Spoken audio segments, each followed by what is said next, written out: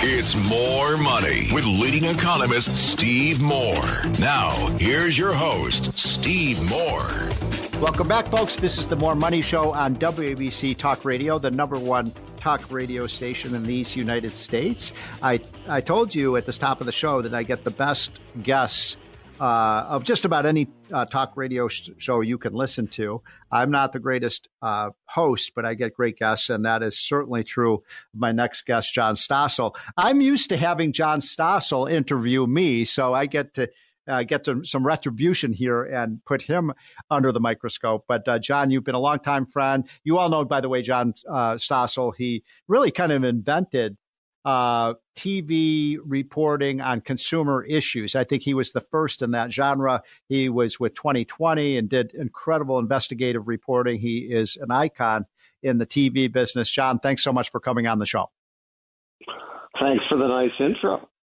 So let us start. Well, let's start with this. You were telling me off the air that you did an hour-long interview with Robert F. Kennedy Jr., Bobby Kennedy Jr., RFK Jr. I've gotten to know him a bit, and we had a dinner with him up in New York. I don't recall if you had come to that one, but we were all really quite impressed with what he had to say. I don't agree with everything that he says, but I thought he made a lot of sense, and more sense than a lot of the other Democrats. What did you talk to him about? What do you think of him? And what is his message? His message is, I'm a Democrat, elect me.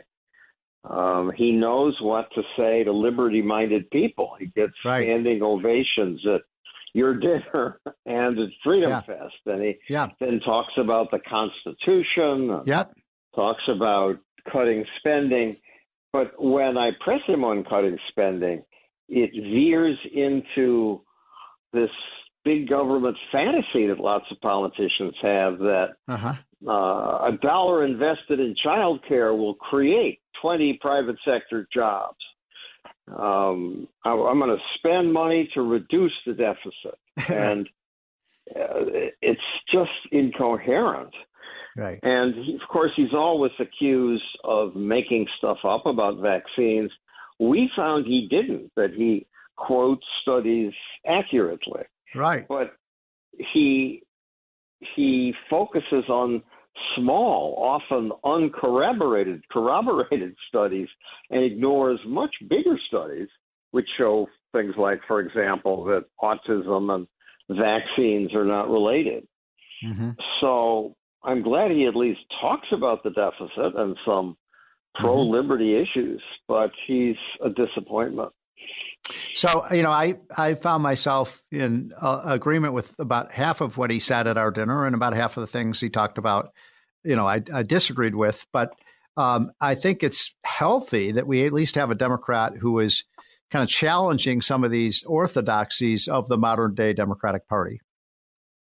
It very much is. Not only that, a Democrat who will talk to opponents who he knows will ask him critical questions. At a Live Aid concert, he got up and said, corporate toadies like John Stossel should be tried for treason, because I had said, I think we could deal with climate change. Mm-hmm. And he's willing to engage that and apologize for that one. Yeah.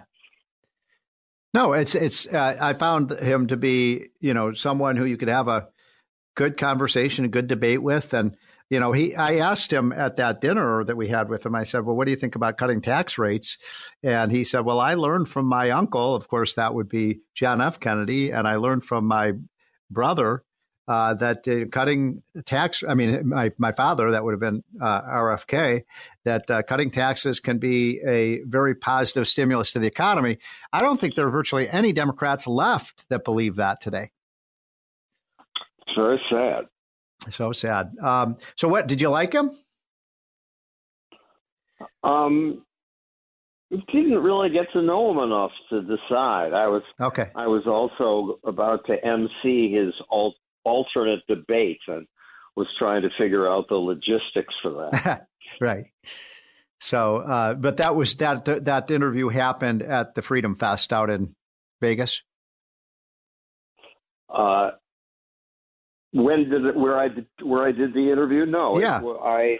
He asked me to host his alternate debate. Oh, I see. Okay. Yeah, now I got it. Now I got it. Okay.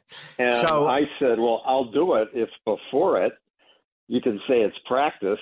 You sit for an hour with me. And I see.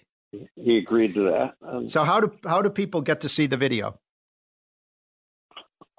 Just go to johnstossel.com or YouTube, Stossel. Okay. And this one will be posted Tuesday.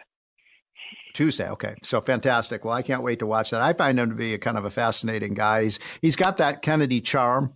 And, I think that the fact that he has this speech impediment is a problem, for a politician, but he's a smart guy. I think he's thoughtful guy. He knows his stuff.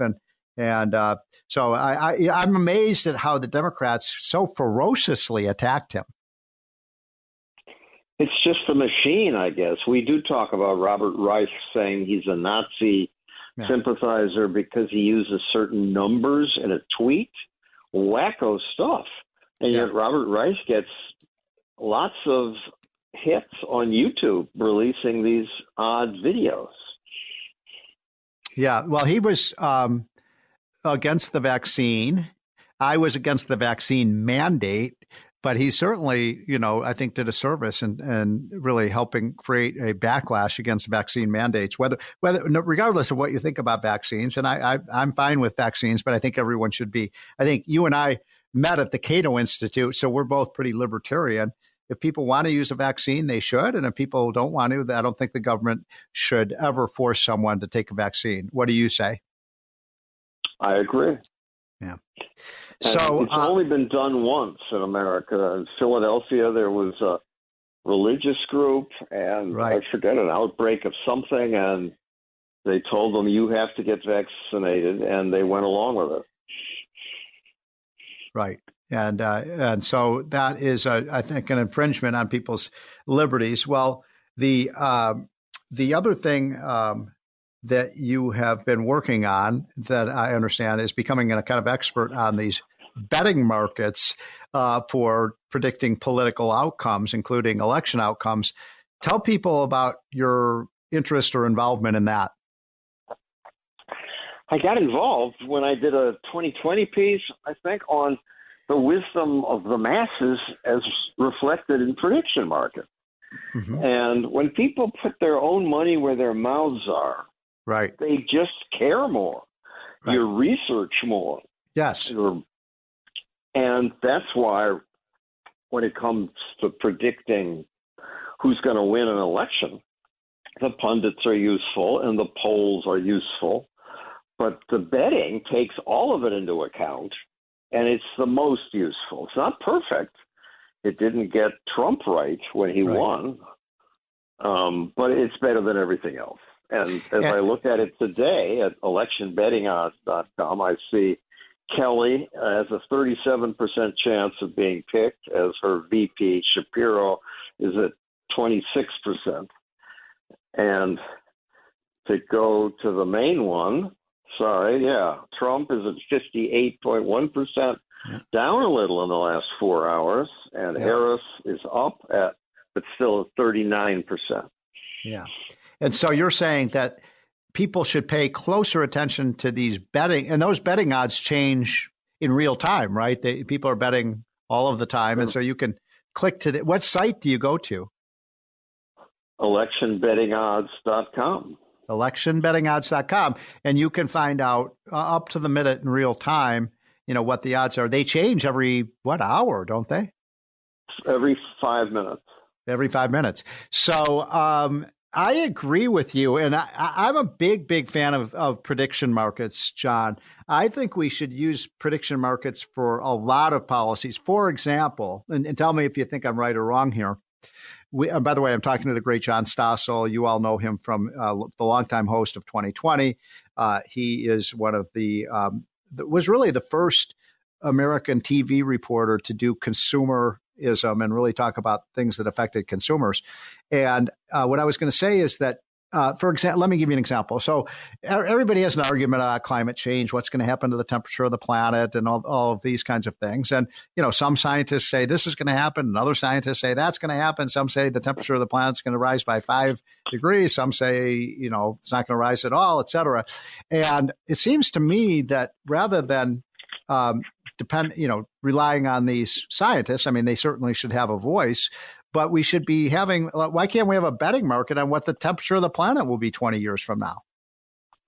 And it's hard to imagine how that's useful, but it would be.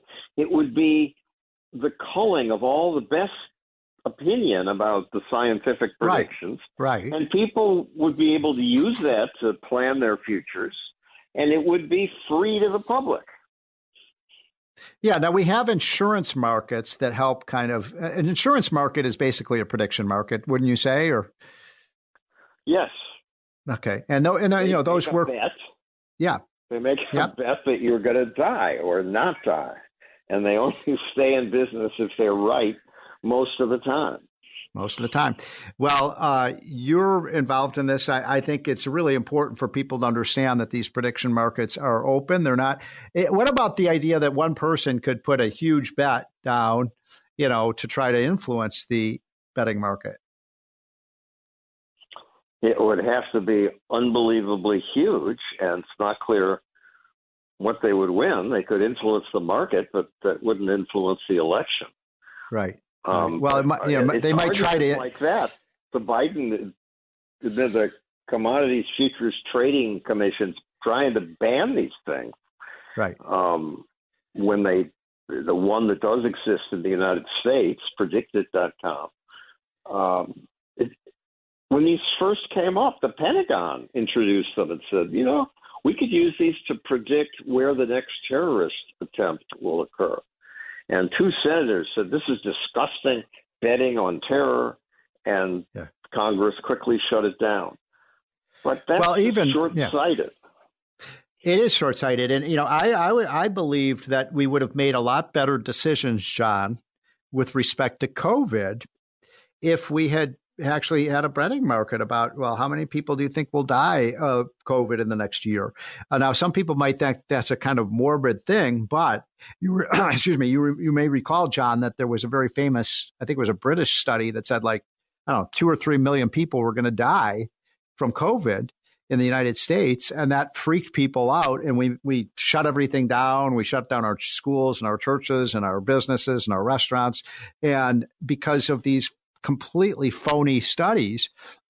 And I bet if we had used a betting market, because the number was less than 1/10 of what they were predicting, that we might have made a lot better policy decisions.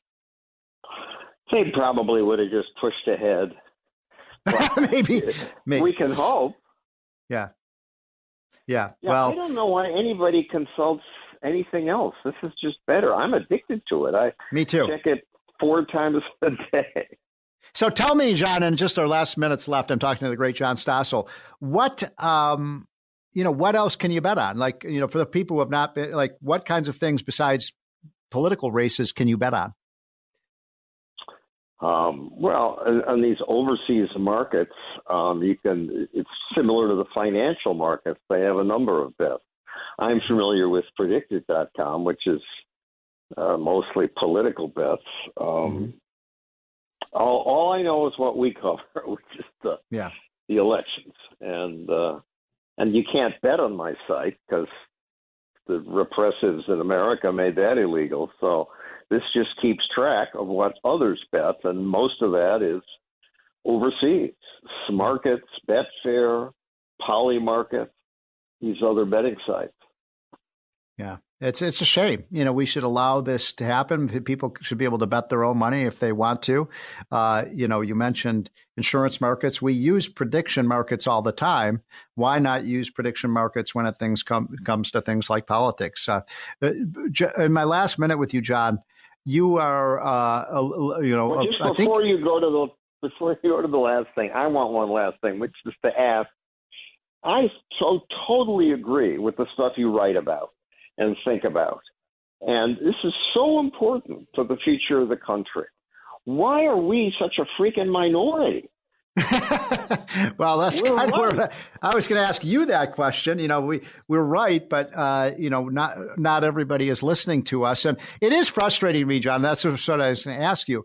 Having been in the media business, if you're consistently wrong, then why would you keep asking these people their opinion? So, for example, I'll just give you one example. We only have 2 minutes left, but these Nobel Prize winners in economics came out with this report in 2021 saying, don't worry, Biden's policies will not cause inflation. Now, look, everybody's, these are the top of the profession, and I'd see why people would pay attention to that prediction. And they made the prediction, and they were completely wrong. It's like, they couldn't have been more wrong. Instead of no inflation, the inflation rate went through the roof. And then just a few weeks ago, they come out and make another prediction about inflation. And I'm asking reporters, well, why do you listen to these people? They were completely wrong the last time. And yet they keep going back to the same sources. Right. They don't have anybody else. Those are known people. When they Google them, those are the spokespeople. Yeah. And reporters are overworked and or lazy. Yeah. Yeah. Well, it's a shame because we make a lot of bad policy decisions because we go to people. And look, I'm wrong sometimes. You're wrong sometimes. But, let's keep the track record and see who's been right and who's been wrong. And you've been right a lot more than you've been wrong. John Stossel, thank you so much for joining. Appreciate you taking some time off this weekend to join us. We'll be right back, folks. This is the More Money Show on WABC.